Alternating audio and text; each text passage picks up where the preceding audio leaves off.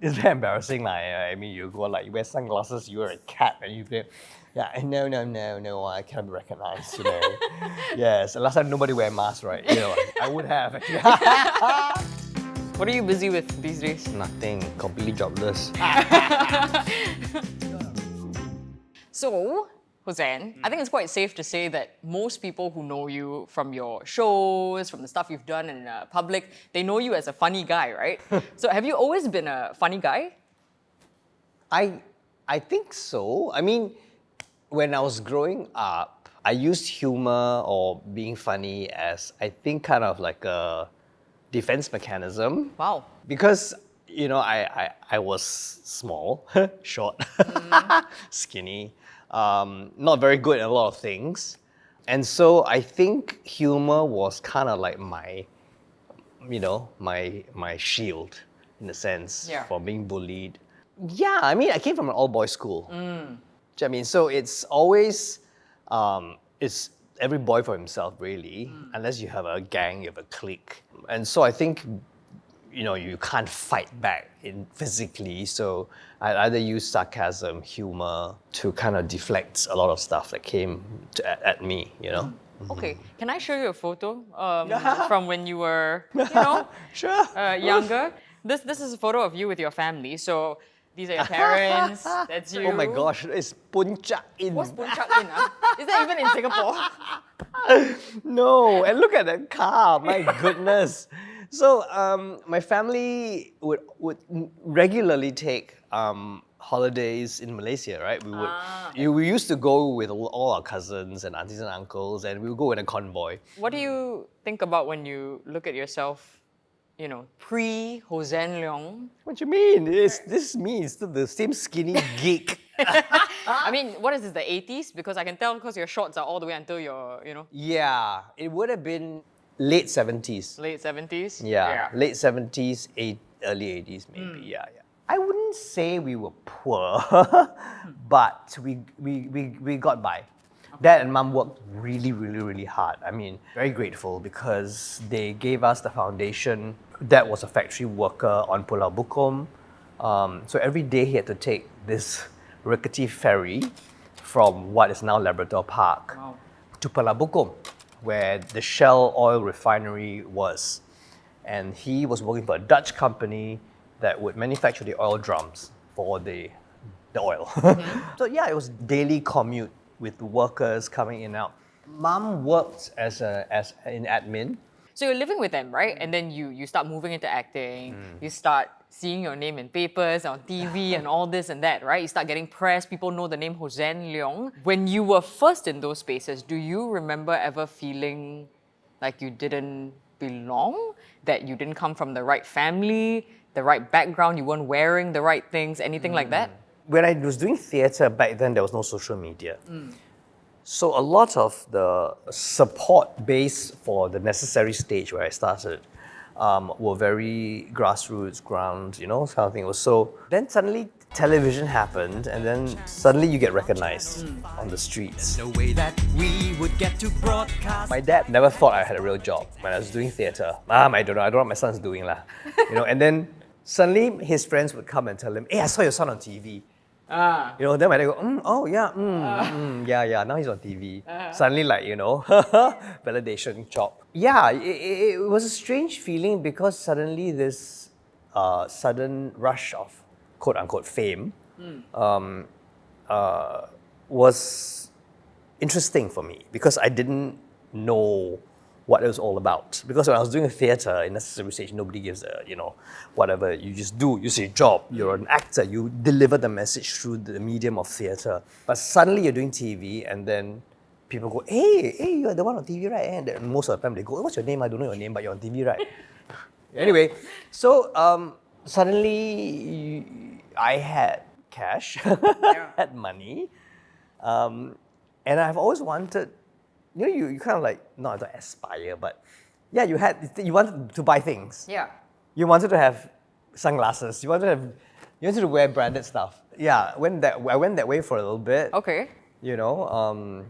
And so I think fame got to my head Yeah. A little bit. It's very embarrassing. I mean, you go like, you wear sunglasses, you wear a cap, and you play. Yeah, no, I can't be recognized, you know. Yes, last time nobody wear masks, right? You know, I would have actually. But yeah, so it was one of those things, you know, and then you're invited to events, you know, you go to the opening of an umbrella. Envelope open so you go and attend. But yeah, it was one of those things I would go out and then look around like, you see me not, you see me not, you don't see me not, kind of thing like. So I'm not proud of that at all because fame affects people very, very strangely. Some people can handle it, some people couldn't, some people behave weirdly after that, some people go into hiding. Some people wanted to go show off. I don't know where I was at that point of time in my life. I was still in my mid-20s, so it was just all a bit sudden. You know, and it got to a point where I just thought it's so important to have really good friends and your family around you to ground you to say, because you know you go out and then you're having a conversation with it, for example, but you're not engaging because you're doing like this, like, who's looking at me now? Oh, I see. Do you know what I mean? And Yeah. then someone would go, my friend, I can't remember who was it my mom or was it like, excuse me, we're having lunch. Who are you looking at? Wow. What's going on? You know, who do you think you are? You know, you grew up in a 2-room HDB flat. Yes, you on TV. So what? You know, it's really, so what? If you're famous, okay, good. Then use that for good rather than, you know, like, you know, why? What's the point? So that was quite a wake-up call for me to go, oh yeah, okay, so at the end of the day, all these trappings of whatever are just, well, temporary really at the end of the day, because fame is come and go. But who are you inside at the end of the day that people really care about, or that you really care about yourself? Are you just caring about the brands you wear, you know, the sunglasses you wear? I mean, there were times in my life where I wouldn't take public transport, for example. Then you go like, oh, hang on, if I'm a public figure, why can't I take public transport? That's the word public, isn't it? You know, but then there were other, you know, colleagues of mine who would go, you take the MRT? How can? People don't recognize you. And I'm like, yeah, so? It's no big deal, what? And I mean, a lot of people know now that I live in Johor, and I take the bus back home. Peak hours are more like, you know, like hundreds and thousands of Crammed in. Malaysians and Singaporeans go back and forth every day. I jump on the bus and people don't recognize you. I said, yeah, if they do so, it's no big deal. I say hi, they say hi back. That's it? You know, and that's it. Yeah, it's the world okay. doesn't end The world when doesn't end, you know. It's not, you know, I'm not gonna like, who are you? Don't know. You know? No, it's no Yeah. big deal. No big deal. Yeah. So just now you were talking about this, how someone came up to you and said, oh, you're the stand-up comedian, or oh, you're the guy on TV, right? That is one thing of the many, many different things that you do. So while definitely you've gotten success from the fact that people know you as a funny guy, have you felt locked out of opportunities to do certain things because people only see you as a funny guy?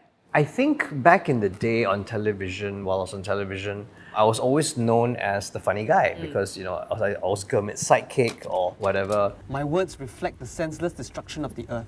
which was fine. The good thing about being typecast, so to speak, or put in a box, is that you will always get cast in those roles. So on TV, I was always the nerd, the civil servant, the whatever. At least you have a choice. Animals don't. But I was always got cast, so I was working.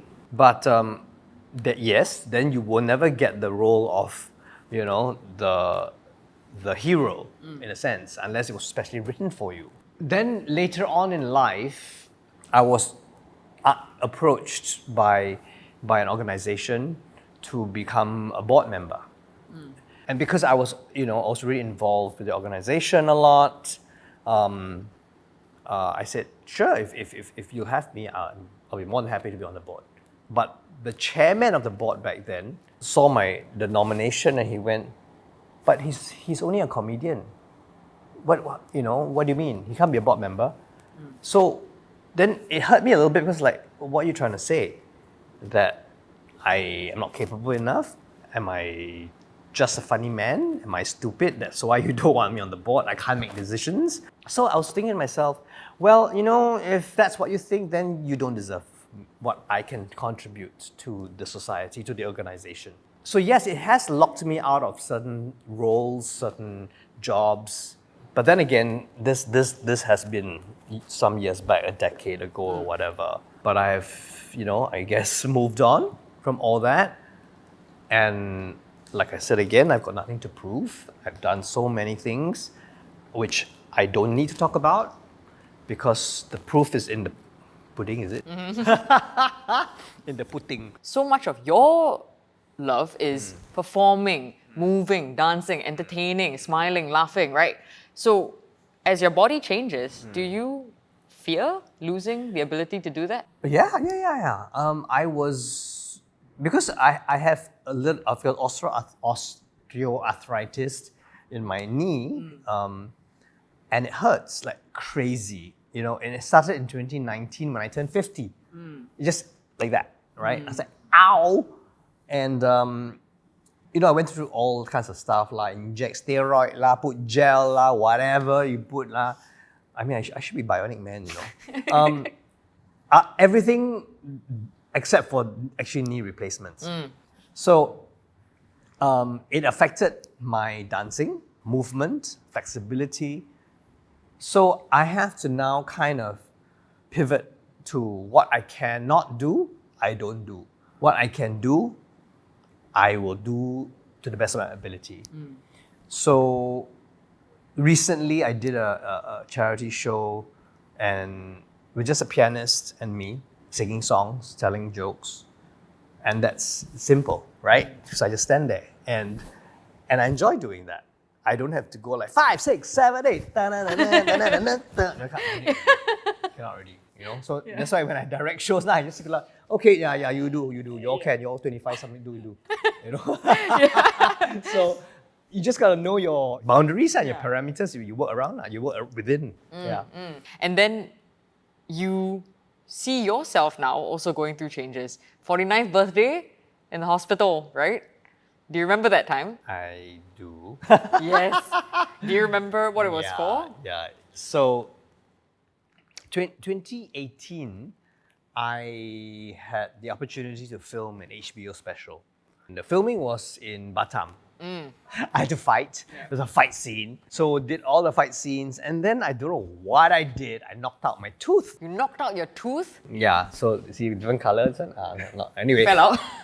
Yeah. So it fell out, and I went, hey, okay, wait, Joe. I picked it up, and then I stupidly thought I could fix it back, right? So I think that was the start of what happened. It was the bacteria from the soil that got into my bloodstream. End of May, I started getting fever, body aches. Throughout that whole May, June period, I've been taking Panadol every other day because it was ridiculous. Then I was supposed to do a charity show for ARC Children's Center. I called the organizer and said, I don't feel well. So she came to my house, she looked at my face, she went, yeah, you don't look well at all, she said. Gut feel? You go to A&E now, Mount E. I'm calling the doctor, the specialist to come and see you at A&E now. I think it was a Saturday. So I said, okay. I was really feeling like shit. So I went into A&E and Dr. Leong Ho Nam, who is the doctor, you see him during COVID, he was the one talking all the time. Yeah, amazing. So he saw me, he went, hey, Hossan Leong. I'm like, yeah, Hossan Leong. So he said, take blood. Then he went, you don't look well at all. Take away blood. He came back with a blood test. He said, your infection rate is 1,000 something. You call it CRP or I don't know whatever, CR something rate. So it's very high. Yeah, I mean, normal people is like less than 10. Oh my gosh. And you were at 1,000 plus? Yeah. So he said, you have some infection. We don't know what it is, but we need to ward you now. So I was like, what the hell is this, you know? So when it warded me, everything, blood test, do culture, find out what's going on, pump me with antibiotics, cannot find, don't know. I was getting worse and worse. People were spiking, I was getting weaker. Then he said, your liver is failing, etc., etc. He said your liver is failing. Failing because that's why I was yellow. or green, or what we call Yeah, it. yeah. He finally asked me on day 8, I was in hospital already. I was really completely depressed because don't know what's going on. You know, the frustration is like, what is going on? I'm in hospital. He finally just asked me this question. He said, have you been rolling around in the mud? So I said, what? What kind of question is that? I'm like, so I said, as a matter of fact, yes. In April, I was filming in Batam. It was dirt everywhere. And I was filming fight scenes. I was crawling around in dirt. It's just, I think you've got melioidosis, which is a bacteria found in contaminated water, soil, that gets into your bloodstream, attacks your organs. And I think out of over 165,000 people who get it a year, 85,000 die. So it's fatal, potentially fatal. Yes, because people who don't get it treated, pus forms around all your organs, and then you have to put drain to drain it out, and you get organ failure. So he pumped me with a completely different kind of antibiotics. And within a day, I felt better. So he says, but this bacteria is so powerful, it hides in your body. It can come back. Even now, you feel that you can't find it in your body, it's hiding. You have to absolutely kill it. So I had a PICC line intravenously put into my system to a bottle, like a pouch? Like a pouch with a bottle of antibiotics for 6 months. So Every day you're just walking around with to the make pouch. sure that it's absolutely dead. So you're working, you're going around doing... So yeah, Oh my. like this water bottle, you know. So every day I had to flush, clean, and then do my own thing. I mean, it was such a close thing, right, for you? Yeah, So it was very close. do you think about it? Like, does it feel like, oh my goodness, like your path could have gone... like, do you think My about path could have ended in 2018. I mean, yeah. Yeah, that's why I live my life with gratitude, because I was given a second chance. So never take life for granted. That's why in 2019 I did my big show, turning 50. Yeah. Hosanna 50 was about gratitude, thanking my family, my friends, the support from fans. So I'll also thank Dr. Leong, my goodness, he saved my life, and then the people at the hospital. Those 10 days in the hospital really gives you a different perspective. So I have a list here of all the things you do currently and last time. You tell me if I'm missing anything, okay? Because really Google, huh? I really Google. It's very long, okay? This entire page is just Oh my gosh. what you're doing. Okay? Can you tell me if I'm missing anything? So of course, TV, radio host, comedian, stage actor, but now director of many, many, many stage productions. You're a creative consultant. You are the founder and director of Double Confirm Productions, which means now managing other artists in some way as well. You're the co-founder and director of a media consultancy company. And this one is in French, I cannot say. What is this? You practice just now. Okay, I'll say in English, okay? It's the Knight of the Order of the Arts and Letter, or... Chevalier de l'Ordre des Arts et des Lettres. Oh my god, so good. Wow, the audio. So, What does that mean? so in 2010, 2011, I can't remember now, the French government, the Ministry of Culture, bestowed it's a knighthood from the Republic of France to me. So this is a funny story, because I was waiting for my laundryman to come and pick up my laundry at home, and uncle comes, right? You know, so I'm doing my laundry because my washing machine cannot do bed sheets. So I give it to him, and then this other uncle comes and gives like, envelope. So I was like, what's this? So I said, Embassy of France, Singapore. So I thought, another invite to an exhibition or whatever. So I opened it, and it was a certificate that says, and a letter, signed it, Ministry of Culture, you are now a Chevalier de l'Ordre des Arts et Lettres. I'm like, I look at the uncle, the guy had left already. I look at the laundry man. I went, wait, I ran to the bedroom, stuck my face in the pillow, and I screamed.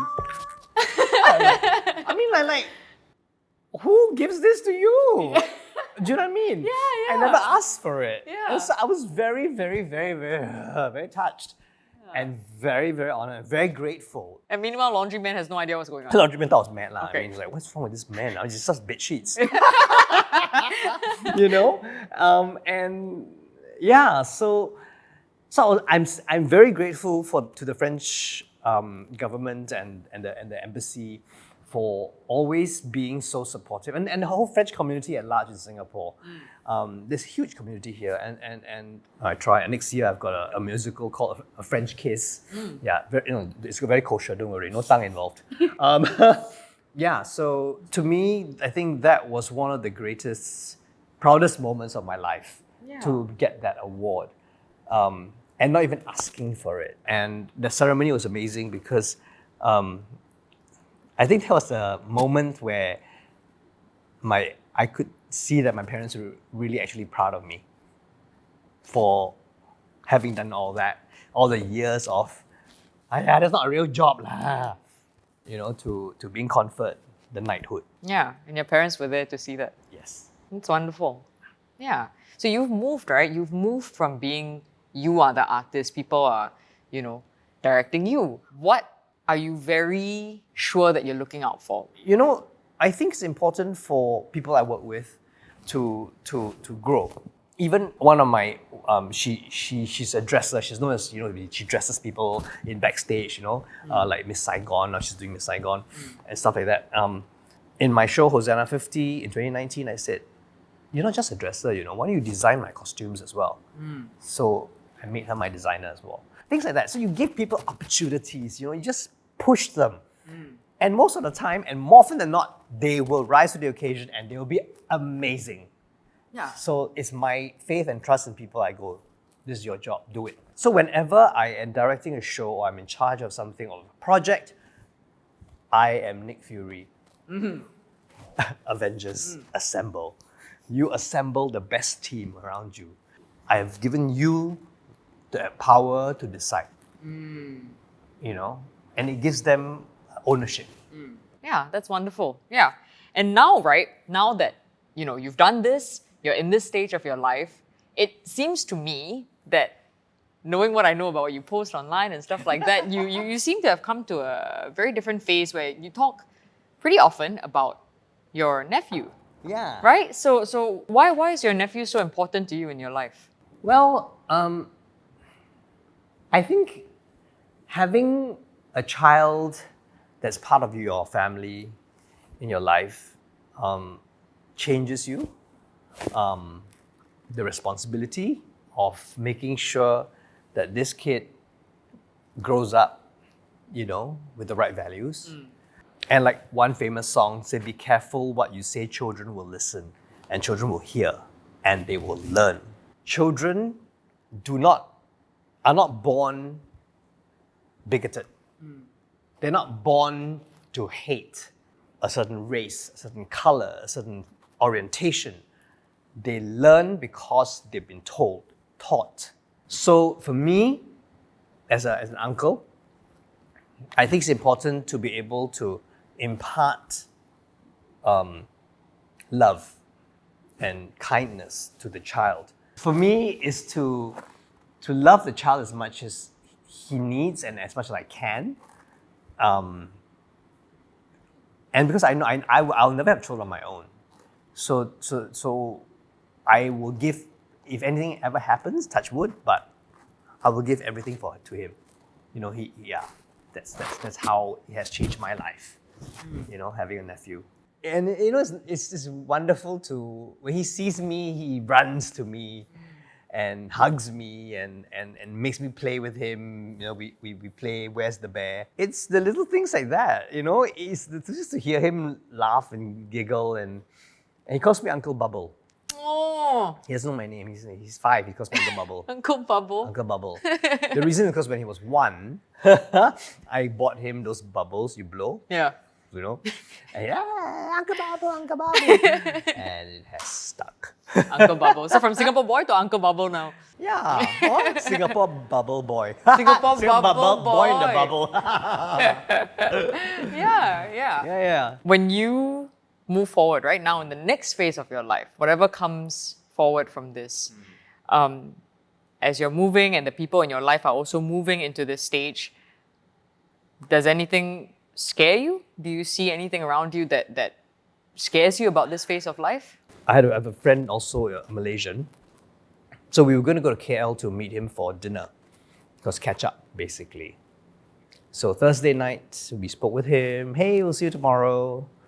You know, things like that. And then looking forward to it. Yeah, let's go out, you know, go to KL, have meetings. Then we landed in the afternoon on Friday. And then the text came in. And just like, you turn on your phone, like, he's dead. So I'm like, oh, sorry, this is not a joke, right? Because it's not funny. And so on Thursday night, apparently he had, not apparently, he had a cerebral aneurysm. He had a blood clot and burst, and he just died. So it was quite shocking for us because we had gone there to have dinner with him, and you know, we just ended up seeing him in a coffin on Saturday night morning. You know, and what do you say to his mother? Yeah. You know, what do you say to his sister? It really woke me up. I'm like, you know, we got to be grateful for who we have around us, because we might never see them again. Yeah. Yeah. Thank you. So it's just one of those like wake-up calls to say I love you to people around you. You know? Yeah. Yeah. His mother was like, I'm like, how do you console your mom? You know, it's like, she's like, I don't want your condolences. I just want my son back. It's like, yeah. So it's been a month today. So we're still in shock, in a sense, trying to come to terms with it. Yeah, all his friends came to the wake, and yeah, so it was something that I think everyone should just be, as I say, be grateful every morning when you wake up. You're still alive. You're breathing. Because, you know, there are people who can't.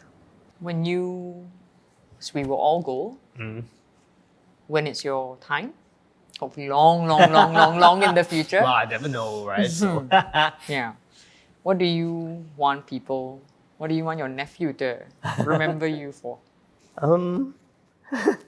that was fun. No, I think most importantly, you know, you got to be kind.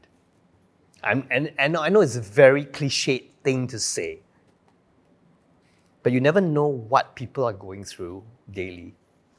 You know, you might run into someone and say, why is that person such a bitch? Or why is he such a, you know, give them the benefit of the doubt. Approach every situation with empathy.